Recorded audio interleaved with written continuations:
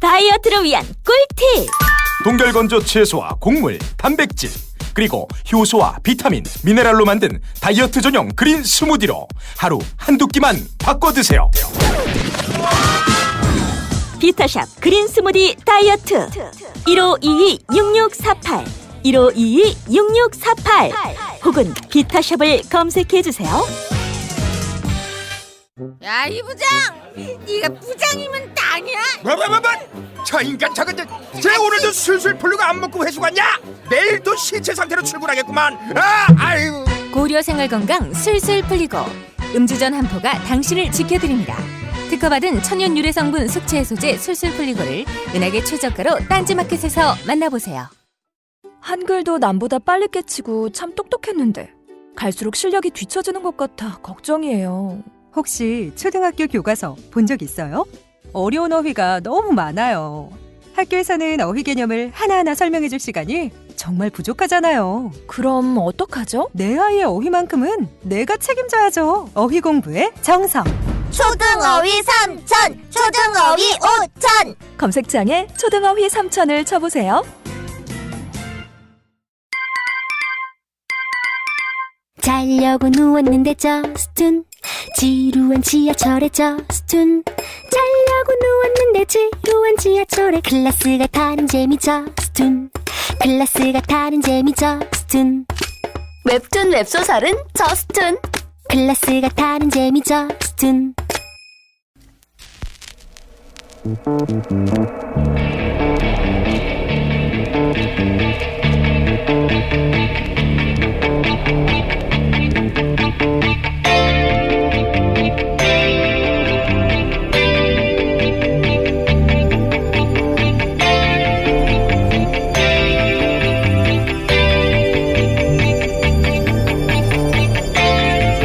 안녕하세요, 김호준입니다.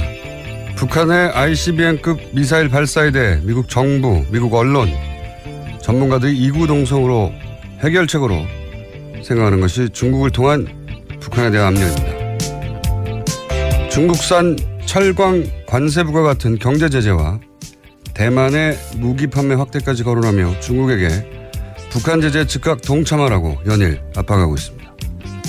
하지만 중국의 반응은 냉담합니다. 중국 공산당 기관지 인민일보의 자매지로 중국 공산당이 하고 싶은 말을 보다 대중적으로 거침없이 풀어내는 환구시보는 트럼프 대통령이 중국이 쉽게 북핵 문제를 풀 수 있다고 한 주장에 대해 북한이 핵 개발을 결심했고 미국의 군사적 압력이 통하지 않는데 중국 제재로 어떻게 북핵을 해결하냐며 북핵에 대해 아무것도 모르는 풋내기나 할 말이라고 받아쳤습니다. 월스트리트 저널은 핵무기로 세계를 위협하지 않는 군부가 북한을 통치하도록 만들기 위해 북한의 실상을 알리면 북한 군부가 정권 전복을 모의할 거라고 주장했습니다. 북한 군부가 쿠데타를 일으키고 그리고 그 군부는 핵을 포기하게 만들어야 한다.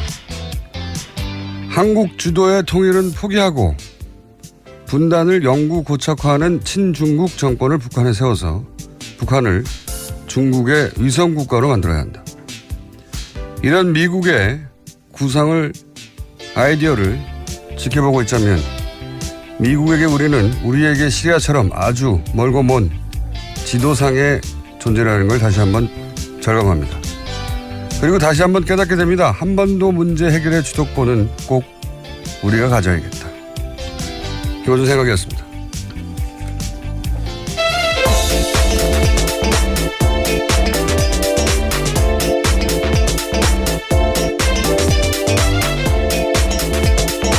시사인의 김은지입니다.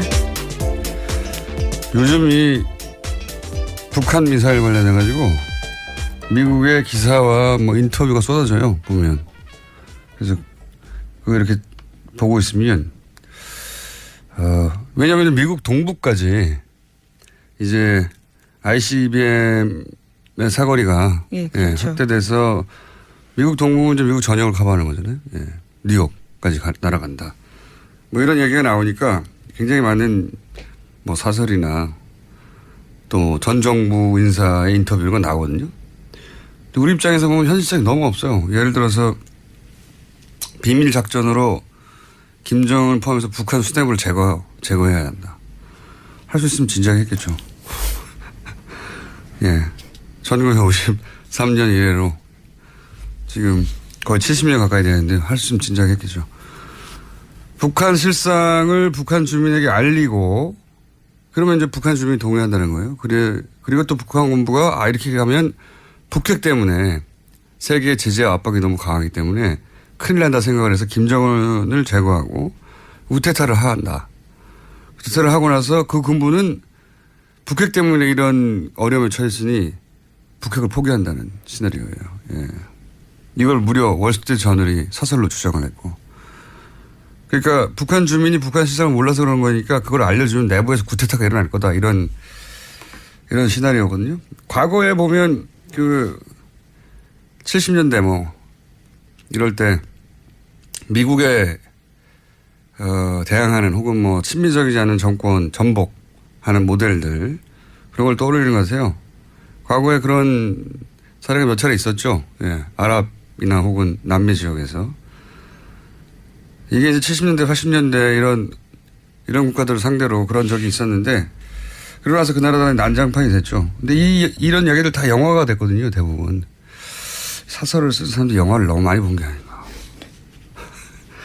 그래서 그런 기사를 읽을 때마다 드는 생각이 그만큼 잘 모른다라고 느껴지는. 잘 모르는 예, 거죠. 잘 북한 몰라요. 상황도 모르고 전반적으로 모른다라는 느낌을 줄 수밖에 없습니다. 모르는 거죠. 모르니까 이제 영화에서 본 것 너무 멀리 있는 것이고 우리가 시리아의 내부 사정을 어떻게 합니까? 시리아 문제를 해결하라고 하면 우리나라의 조선일보가 기사를 쓰면 무슨 대단한 기사가 나오겠어요. 사설이. 시리아 문제는 이렇게 해결하십시오라고. 마찬가지로 월스트리트 저널이 이름은 유명하지만 우리나라 내용에 대해서 한반도 내용에 대해서 사설을 쓰면 뭐 이렇게 대단한 내용이 나오겠어요. 근데 그걸 보고 우리는 미국의 생각이라고 읽고 한미 공조를 하고 이런 얘기 하는 거죠. 한반도 문제는 꼭 우리가 주도권에서 해야 되겠다. 이런 생각을 그런 걸 읽을 때마다 이 사람 무슨 뜬구름 잡는 소리냐. 그런 생각을 하고 있어요. 실제로. 그런 걸 사설로 내놓고. 기사를 읽다가 답답해서 얘기를 해봤습니다. 자, 어제 뉴스는 뭐가 있었습니까? 네, 어제 서울 남부지검 공안부가 공직선거법상 허위사실 공표 혐의로 김성호 전 의원과 김인원 변호사를 불구속 기소했다고 밝혔습니다. 다만 검찰은 이용주 의원은 제보검증과 기자회견에 관여하지 않았다라고 판단했습니다. 또 안철수 전 대표와 박지원 전 대표에게 제보가 허위라는 사실을 알았다거나 제보검증이나 기자회견에 관여했는지에 대해서 인정할 만한 자료는 나오지 않았다라고 밝혔습니다. 당이 이 사건에 개입은 돼 있지만 사전에 알거나 미리부터 조작을 지시하거나 이런 건 없었다. 이런 내용이네요. 네, 하지만 이제까지 이유미 씨 단독 범행이라고 당에서는 주장을 해왔었는데요. 그 내용은 설득력을 잃게 된 겁니다. 지금도 그렇게 얘기는 하고 있긴 합니다. 네. 국민의당 입장에서는 그렇게밖에 말할 수가 없죠. 원래 당내에서 조사한 대로 마찬가지 결론이 나왔다. 근데 실제로는 이유미 씨 한 사람만 지목했다가 이제는 이유미 씨를 포함해서 최고위원이었던 이준석 전 의원도 그리고 공명선거죠? 네, 공명선거 추진단 수석 부단장과 부단장 두 사람이 기소된 겁니다. 당 중앙조직이 구속 또는 기소됐기 때문에 이유미 씨 단독 범행이다라고 계속 프레임을 얘기하지만 그렇지는 않은 건데 여하간 박지원 안철수 전 후보 전 대표로부터의 지시나 현역 의원의 사전 개입은 없었다라는 게 수사 현재까지 결론입니다. 자, 다만 아직 해소되지 않은 것은 개인적으로 계속 궁금했는데 이유미 씨 개인이 어떻게 전 정권의 시민사회 수석의 자녀가 무슨 직업을 가지고 있고 나이가 어떻게 되고 이런 얘기를 줄줄 썼단 말이죠. 정보의 습득 과정 말씀하시는 거죠. 네. 그 과정이 여전히 나오지 않고 있는데 여전히 궁금합니다. 예. 그 이유미 씨라고 하는 개인이 알 수 없는 내용이었는데 분명히. 예. 그 외에도 알 수 없는 내용이 몇 가지 포함되어 있었는데 이런 정보는 어떻게 취득했는가 누가 줬는가를 따라 올라가다 보면 사건의 실체 일부 지시자의 일부가 드러날 거라고 생각하는데 그 부분이 없습니다. 현재. 자, 다음 뉴스 넘어가기 전에 또 생각났네요. 미국에서 그런 얘기를 해요. 예. 이제 분단, 그러니까 오랜 동안 한반도 정책은 남한이, 미국과 가까운 남한이 주체가 돼서 통일을 한다. 이게 이제 미국의 정책이긴 했는데 이번에는 그거 포기해야 한다. 분단은 어쩔 수 없고 북한은 중국에 줘야 한다. 이런 식의 주장이 나와요. 사설에서요? 그러니까 표현은 다르지만 친중국 정권을 설립해서 그러니까 분단을 포기하고 그러니까 통일은 포기하고 우리한테는 무슨 소리야 자기들 마음대로 라고 생각할 수밖에 없는 시나리오들 자기들 막 그리고 있어요. 그러니까 분단은 할 수 없다 이제 통일은 포기하고 북한 부분을 중국이 통제하면 가능하지 않냐 이런 얘기입니다. 예. 말도 안 되는 소리를 자기들 마음대로 그리고 있어요. 다음 뉴스는요? 네, 이재용 삼성전자 부회장 재판 소식 전해드리겠습니다. 이번 주에 계속해서 재판이 있는데요. 어제 함께 재판을 받고 있는 황성수 전 삼성전자 전무의 피고인 신문이 있었습니다. 그는 박영수 특검팀이 최순실에 대해서 들은 이야기가 뭐냐라고 묻자 대통령과 굉장히 가깝다. 조심해야 할 인물이다. 정도 기억난다고 답했습니다. 또 특검팀은 황 전 전무에게 정유라 씨의 승마 훈련과 관련해서 최순실 씨 쪽에서 요구한 것이 많이 있다. 이렇게 대답하기도 했습니다. 최순실 씨의 압박 때문에 지원한 것이지 박근혜 대통령과 이재용 부회장의 거래의 결과가 아니다. 이런 말을 하는 거죠. 네, 그런 기조를 갑자기 유지하기 시작했습니다. 네. 며칠 전부터 그 변호인단이 이 주장을 강하게 하기 시작했고 최순실의 압박 때문에 지원한 것이다. 최순실이 누구라고. 너무 앞뒤가 안 맞으니까 이제 보충 설명이 나온 거죠. 며칠 있다가. 앞뒤를 맞추는 증언이라고 봅니다. 대통령과 가깝기 때문에 조심해야 할 인물이라고. 그러면서 코어 스포츠 이게 이제 이 코어 스포츠가 나중에 비대입니까? 네, 비덱 스포츠가 바뀝니다. 비덱 스포츠가 되고 최순실 씨가 100% 소유하는 회사인데 코어 스포츠라고 하는 페이퍼 컴퍼니 당시에서는 최순실 씨의 이름이 직접 등장하지 않았었죠 그때는. 그래서 코어 스포츠는 최순실 씨하고 상관없다고 전혀 관계없다고 생각했다는 거 아닙니까? 예, 삼성이 독일 정유라의 승마 지원을 할 때 계약했던 회사거든요. 거기에 대해서 최순실 씨와 관련이 있다는 생각을 전혀 한 바 없다라는 진술도 했습니다. 이건 말도 안 되는 게 삼성이 수백억을 지원하는데 계약하는 회사 주인 누군지 안 알아봤다는 얘기잖아요. 이게 말이 됩니까? 생긴 지 얼마 안 되는 회사가 덥석 수백억 계약을 독일까지 날아가서 계약을 해요. 그렇죠. 직접 갑니다. 말도 안 되는 소리고 더군다나 노승열 씨 증언에 의하면 계약 장소에 노승열 씨가 있었어요. 그리고 사진도 찍었고 그리고 그 빌딩에 최순실 씨도 있었고 예. 이게 말이 안 되는 소리인데 그렇게 합니다 지금. 예. 최순실 그 회사를 지원하게 된 것이 이제 박근혜 대통령의 압박을 통해서 최순실 통해 정유라를 지원하려고 했다. 이 전체 시나리오를 무너뜨려야 되니까 예. 그 회사도 최순실과는 최순실 씨 회사에 지원했네. 그렇게 되면 전체 그림은 정유라만 지원하려고 했던 게 아니고 한국 승마를 위해서 지원을 했는데 이 구조잖아요. 예, 그러기엔 너무 부실한 게요. 바로 계약 하루 전날 회사 꼴이 만들어지거든요. 그렇게 부실한 회사를 삼성같이 큰 회사에서 승마를 지원하기 위해서 했다라는 게다가 그 회사가 누구 회사인지도 모르고 말도 안 되는 소리를. 최순실 씨는 그 빌딩에 있고 노승일 씨가 와서 사진 찍고 말이 됩니까? 근데 이렇게 말하는 이유가 아니 그러면 대한민국 승마를 위해서라면 그런 회사하고 계약하거나 승마협회하고 계약하면 되지. 혹은 그런 스포츠 단과 계약하면 되지. 왜 최순실 회사하고 계약을 했어? 금방 생긴. 이 말을 들을까 봐 최순실 회사인지 몰랐다고 하는 거죠.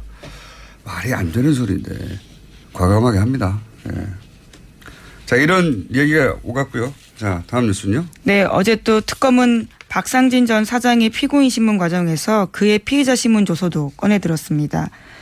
피의자 신문 조서 내용을 보면요. 2015년 7월 25일에 박근혜 전 대통령과 이재용 부회장의 독대 직후에 이 부회장이 삼성 수뇌부들을 소집해서 박근혜 전 대통령에게 질책당했다라는 이야기를 했다고 합니다. 그러면서 화를 낸 박근혜 전 대통령의 속뜻이 무엇인지 알아보기 위해서 파악에 나서는데요. 그런 다음에 김종 전 차관한테 상의하라라는 이야기를 들었다라는 겁니다. 거기에 대해서 왜 김종 전 차관에게 상의했냐라고 물어보자 검찰에서는 정유라 씨 관련된 상황을 업데이트해주기 위해서다라고 답을 했었는데요. 어제 갑자기 재판에 와서는 그런 답이 잘못됐다라면서 조서의 내용을 부인했다고 합니다. 원래 특검 이 내용이 약간 복잡한데 간단하게 말하면 박근혜 전 대통령하고 이재용 부회장이 둘이 만나요. 둘이 만나는데 이재용 부회장이 사장단을 소집해 놓고 내가 혼났다 가서 혼났는데 혼난 내용이 뭐냐면 왜 승마 훈련을 지원 안 하냐라고 혼났다. 이 얘기를 그때는 했다는 거죠. 검찰 특검에 가서 진술을 했는데 그때 그러면은 도대체 이걸 어떻게 해야 되냐 했더니 김종 전 차관하고 상의하라고. 그렇죠. 예, 김종 전 차관과 상의하라는 박근혜 전 대통령을 대답을 얻었다는 거예요. 그때 당시에 그렇게 진술했다는 거죠. 그러니까 박근혜 전 대통령이 이재용 부회장을 만나서 삼성 아무것도 안 해. 앞으로 김종 전 차관하고 의논해. 이렇게 말을 했다는 거죠. 그래서 김종 전 차관을 통해서 정유라, 그러니까 보고 라인이 선 거죠. 정유라 관련은 김종 전 차관을 통해서 보고를 해. 이런 이야기가 그때 오갔다라고 한 거를 부인한 겁니다. 예, 특검에서는 그러한 진술을 했는데 법정에 와서는 그 말을 뒤집은 겁니다. 네, 왜냐하면 이 내용도 앞에 얘기한 것처럼 결국은 정유라 지원하려고 이 말한 걸 한 거 아니냐. 코어 스포츠랑 계약한 것도 그렇고 다. 특검의 포커스는 간단해요. 대통령 만난 다음에 대통령이 지원하라고 하니까 정유라를 지원하기 위해서 이 모든 일을 벌인 게 아니냐. 삼성은 아니다. 우리는 승마를 위해서 한 것이고 그 회사도 최순실과 관련인지도 몰랐다. 뭐 이런 얘기를 하고 있는 겁니다. 그렇게 부딪히고 있어요. 자, 그런 게 진행 중입니다. 다음 뉴스는요? 네, 청와대 캐비닛 문건 관련된 소식 전해드리겠습니다. 박근혜 정부 문건 중에서 삼성물산 합병원에 대한 국민연금 의결권 행사 방향이라는 문건 나왔다라고 전해드린 바가 있는데요. 어제 JTBC가 관련된 문건 내용을 좀 자세하게 보도했습니다.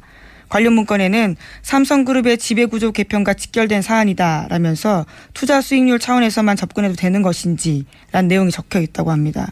뿐만 아니라 비판 단체들은 삼성 경영 승계를 위해서 주주 이익을 철저히 무시하고 있고 방치한 정부에도 문제가 있다고 비판한다면서 비판 단체들에 대한 이야기도 쓰여 있었습니다. 이게 이제 그 특검이 수사하고 그린 구조에 따르면 이게 박근혜 전 대통령 쪽에서 삼성에 준 선물인 거죠. 예.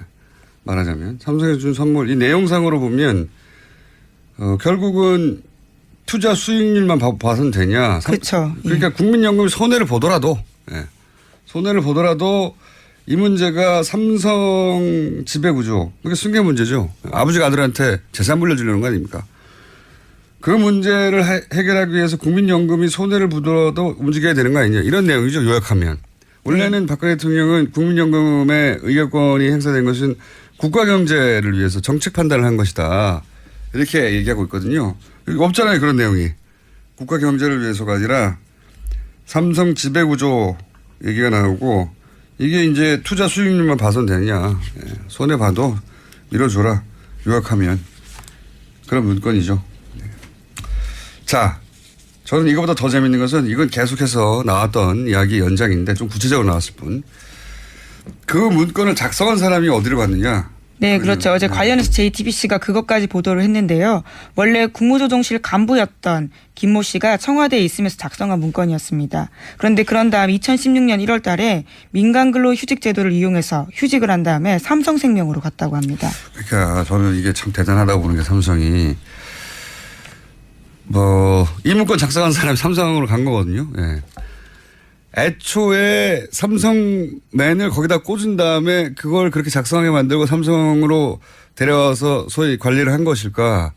아니면 거기 있는 사람을 이렇게 만든 다음에 삼성으로 데려온 것일까?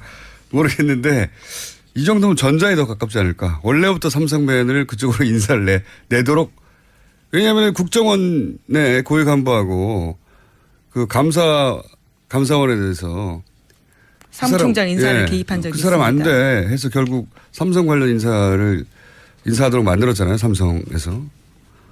이 정도도 못하겠나 싶어요. 그거 보면. 예. 그러니까 삼성 사람이 삼성 관련 문건 작성하고 청와대 내에 삼성 다시 가는 거라는 겁니다. 훌륭하지 않습니까? 놀랍습니다. 그런 뉴스가 새로 나왔어요. 네. 게다가 1년 있다가 다시 또 국무조정실로 돌아갔어요. 네, 현재도 거기서 근무하고 있습니다. 훌륭합니다. 자,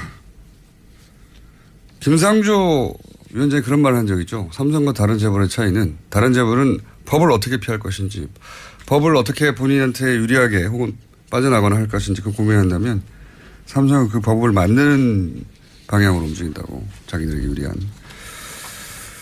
이해가 갑니다. 그 말이 무슨 뜻인지. 자, 다음 뉴스는요. 네, 지난주에 국정원 댓글 사건 재판에서 원세훈 전 원장의 녹취록이 증거로 제출된 바가 있다라고 전해드린 바 있습니다. 관련해서 국정원이 감찰 조사에 들어갔다라고 합니다. 그렇군요.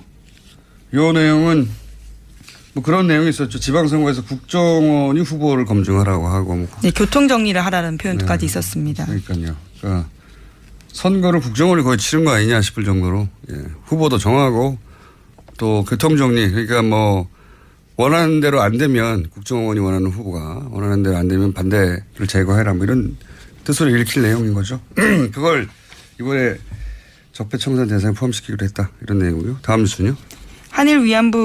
한일 일본군 위안부 합의에 대해서 정부가 외교부 장관 직속 TF를 구성했습니다. 협상 내용과 과정을 검토하기 시작했는데요. 연말쯤 검토 보고서가 나오면 위안부 합의에 대한 정부 입장을 정하는 근거가 될 것으로 보입니다. 이게 4대강 비리 때하고 비슷한 거죠. 4대강도 비리를 감사하라가 아니라 정책 감사를 하라는 거죠. 그러니까 왜 어떻게 그런 결정이 됐느냐. 위안부 문제도 마찬가지죠. 왜 어떻게 그런 결정이 가능했는가. 그러니까 이제 이 국가적인 손해인데 이게 어떻게 결정이 이렇게 된 거지? 시스템이 왜 작동을 안 한 거지? 그거를 체크해 보겠다는 거죠. 기본적으로 국정 운영 경험이 있다 보니 국정의 결정이 시스템적으로 이루어지는데 이게 왜 시스템에서 걸러지지 않았나 이걸 체크해 보겠다는 거. 문재인 대통령이 시스템주의자거든요. 일종의. 그런 내용입니다. 자, 하나 정도 더 할 수 있을 것 같습니다. 네, 방산비리 관련해서요. 검찰 수사관의 증언이 나왔습니다. 한국항공우주산업 그러니까 카이 관련된 수사에서 진정인이 4년 전에 제보를 했고 또 수사가 시작된 건 2년 전인데도 아직까지 제대로 된 게 없었다라는 증언이 나왔다라는 겁니다.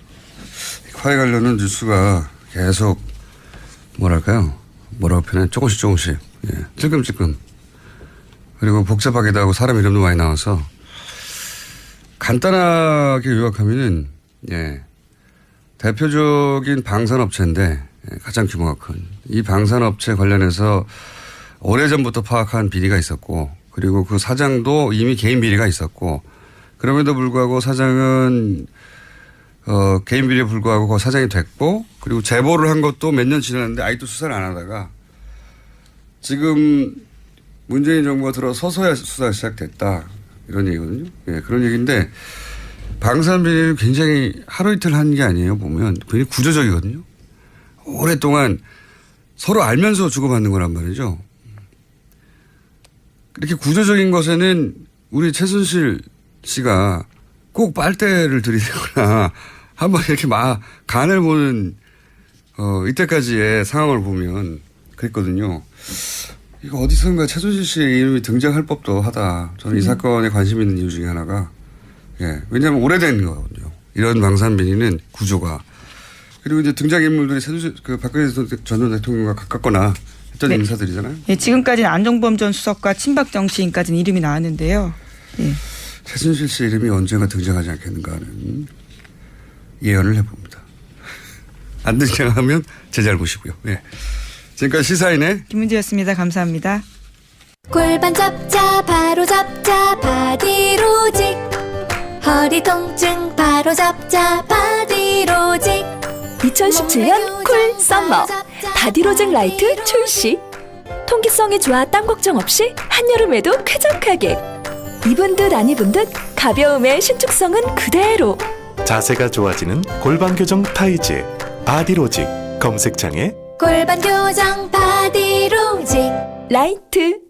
아무도 묻지도 따지지도 않고 가입하셨다고요? 보험은 너무 어려워요. 걱정 마십시오. 마이보험 체크가 도와드립니다. 1800-7917 마이보험 체크로 지금 전화 주세요. 1800-7917. 이미 가입한 보험이나 신규 보험도 가장 좋은 조건을 체크해서 찾아드립니다. 인터넷 한글 주소 마이보험.com 또는 카카오톡에서 아이디 검색 마이보험을 친구 추가하여 상담하실 수 있습니다. 모닝똥? 제겐 사치였죠. 내가 토끼인지 토끼똥이 나인지 내가 변을 본 것인지 변을 당한 것인지 나는 바나나이고 싶다. 간혹 구렁이이고도 싶다. 미궁 대장사랑! 빅똥의 추억 미궁 대장사랑이 찾아드립니다. 혈중 콜레스테롤 개선과 배변 활동에 도움을 주는 건강기능식품입니다. 검색창에 미궁 대장사랑. 미궁 장사랑 이름 바꿨어요. 프로바이오틱스 12종 추가. 미궁 대장사랑.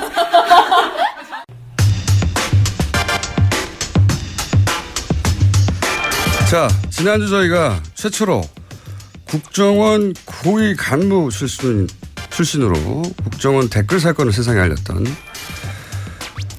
김상욱 씨와 함께 인터뷰를 진행했습니다.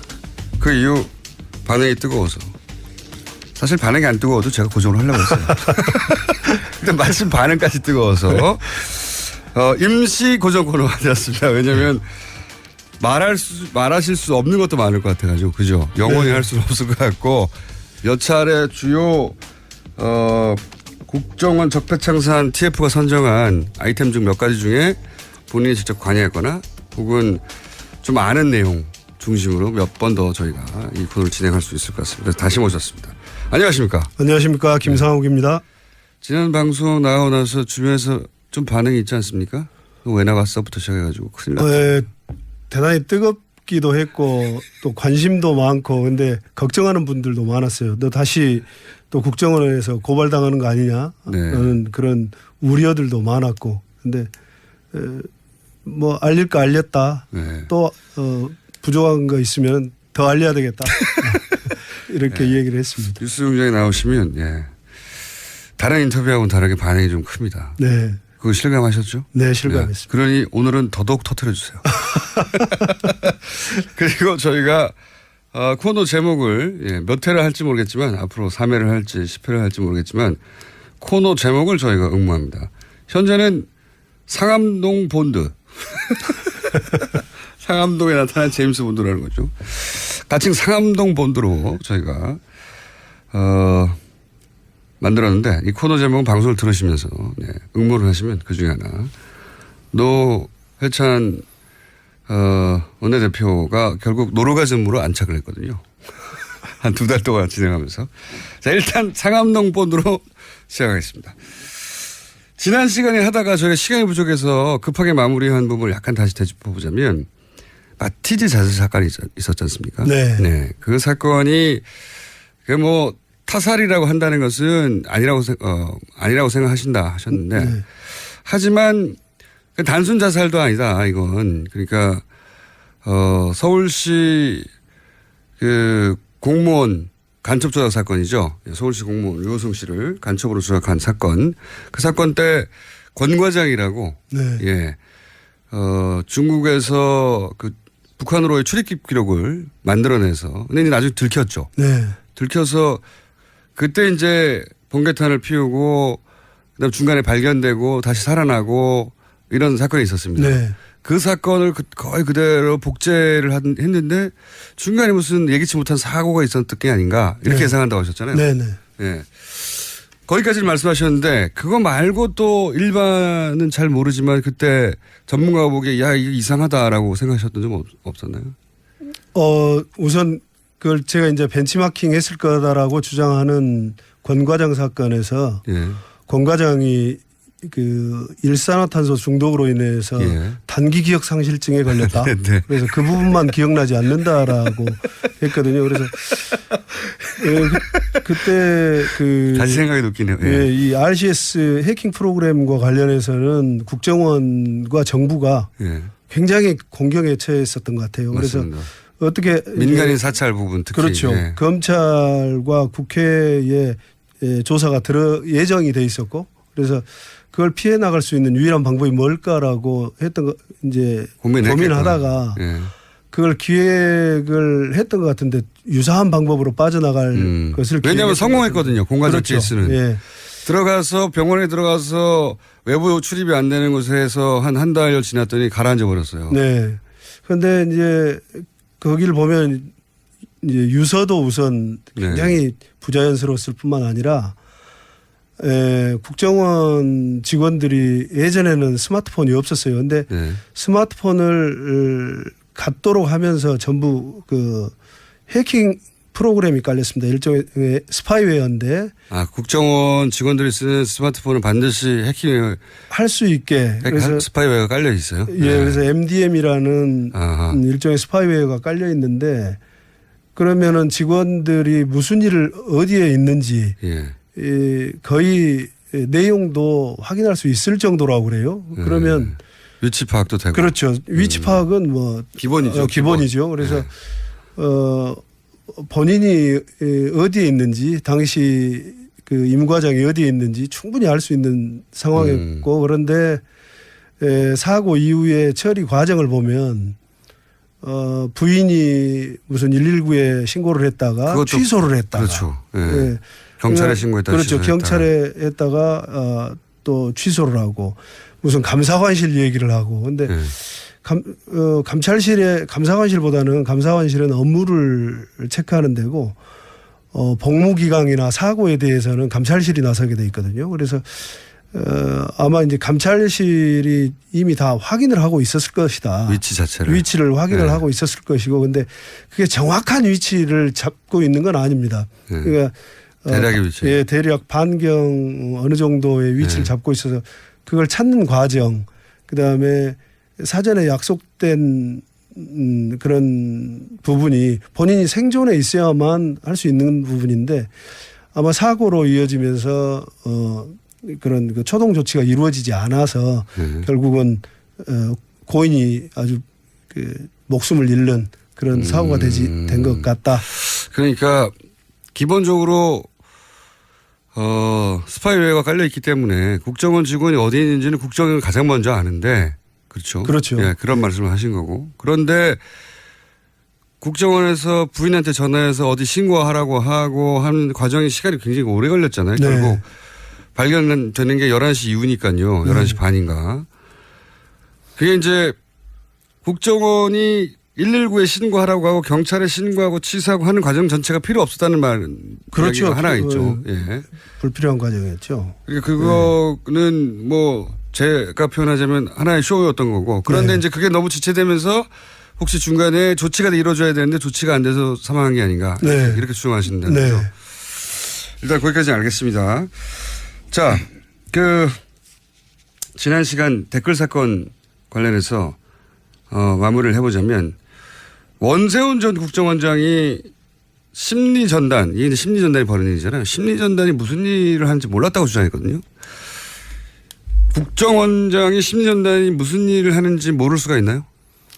모를 수 없죠. 전혀 심리전단이 무슨 일을 하는지 또 다른 부서가 어떤 부서가 무슨 일을 하는지 직원 개개인이 구체적으로 무슨 일을 하는지는 모르겠지만 당시 심리전단 같은 경우는 특수 목적을 가지고 활동을 했단 말이에요. 대통령 선거에 개입한 거죠. 그렇죠. 불법을 저지르고 있었는데 다 드러난 그 원장님 지시 및 강조 말씀에 드러났듯이 본인이 지시를 하고 했는데 몰랐다는 건 말이 안 되죠.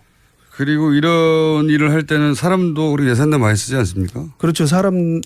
외부의 협조자도 활용을 하게 돼 있고 예산도 많이 사용을 하고 뭐 예산 결제 당연히 해야 되는 거고 활동에 대한 결과물을 보고하게 돼 있습니다. 그런데 약 70여 명, 78명이 움직이면서 하고 있는 업무를 보고하지 않았다면 그건 직무유기죠.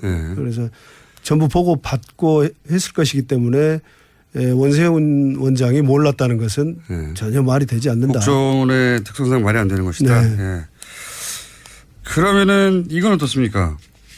원세훈 국정원장이 안다면 그럼 이명박 대통령도 아는 겁니까? 이명박 최초 시작하면서 이명박 대통령한테 보고를 했을 것이기 때문에 그리고 청와대에서도 당시에 하고 있다고 들었었거든요. 그래서 청와대에서 하고 있다는 걸 몰라. 청와대에서도 그 국정원 심리전단이 움직인 다음에 예. 청와대도 이 댓글 작업을 함께 했다.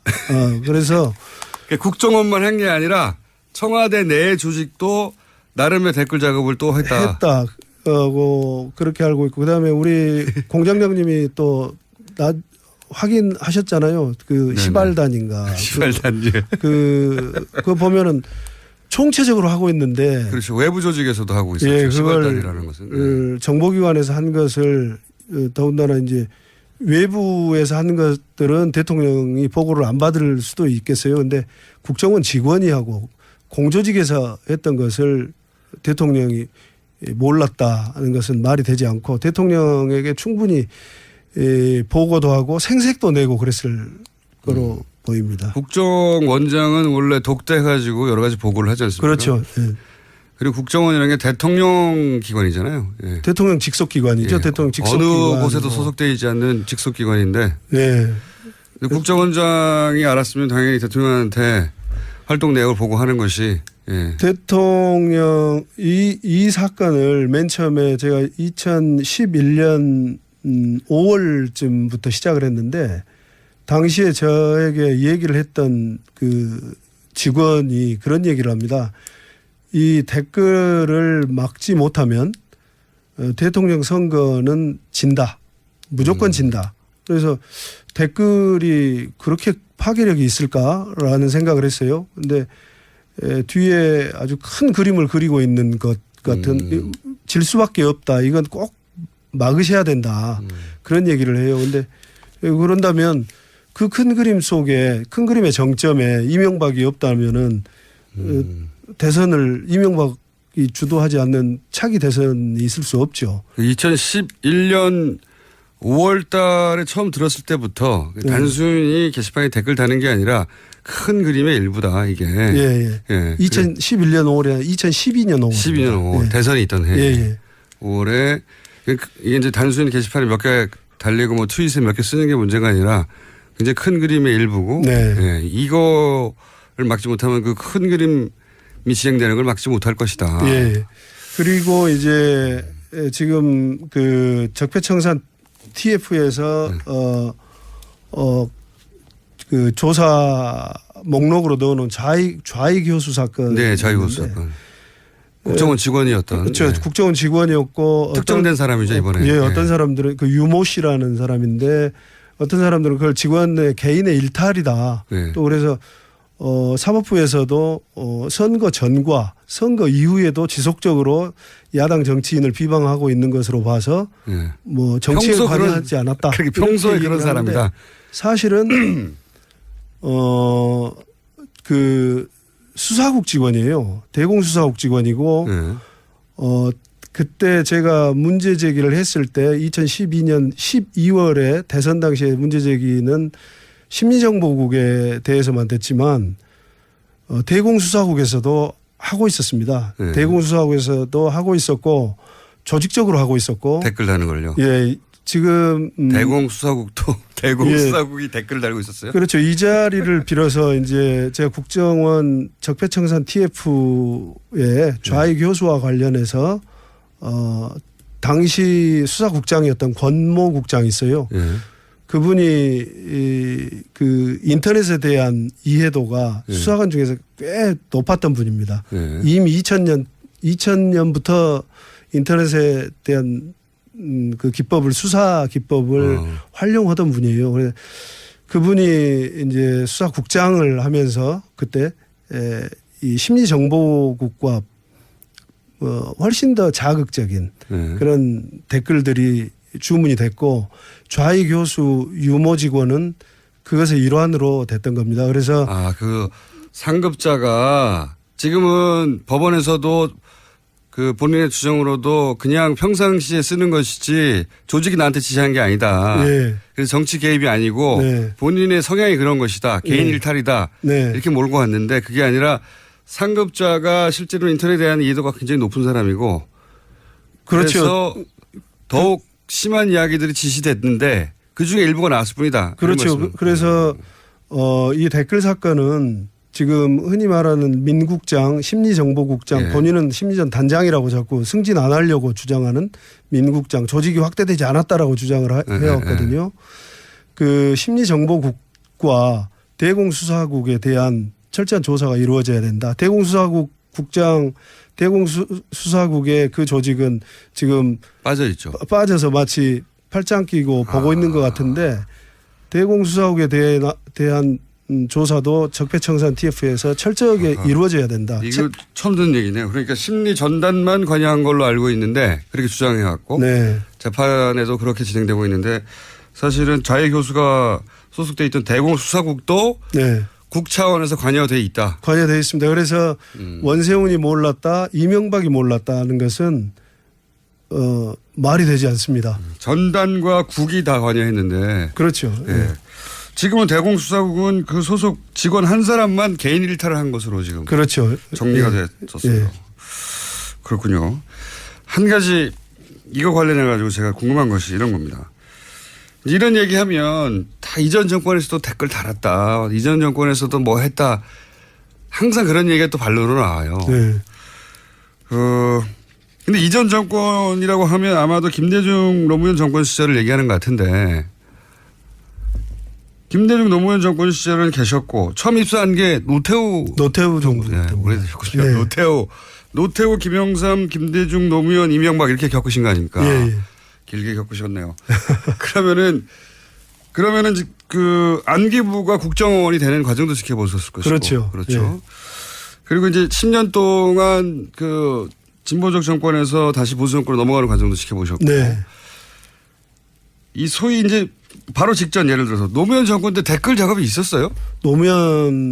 DJ 노무현 정부 때 댓글 작업은 없었습니다. 그런 대북 심리전이라는 것은 네.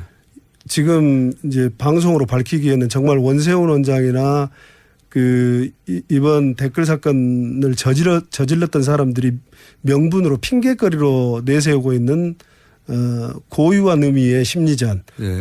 그런 부분은 다른 형태로는 있었는데 말씀드리기에 부적절하고. 네, 그건 이런 댓글을 통해서 무슨 국민들에게 정부 정책을 이렇게 홍보를 한달지 또는 대남 심리전, 원세훈이 말한 대남 심리전을 한달지. 대남 심리전. 네, 이런 건 원래 대북 심리전 하라고 그렇죠. 만든 조직인데. 심리전은 앞에 생략돼 있는 괄호에 생략돼 있는 게 대북이에요. 당연히 그렇게. 대남 심리전이라는 게 이건 북한에서 하는 거지. 남한에서 왜 대남 심리전을 합니까? 그렇죠. 예. 네. 그래서 말이 안 되는 거죠.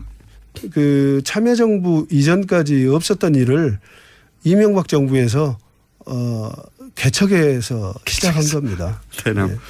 북한을 상대로 해야 돼. 그리고 북한을 상대로 하라고 훈련된 요원들이 이제 자국민을 상대로 심리전을 벌인 거 아닙니까? 그렇죠. 네. 그 기술을 가지고. 네.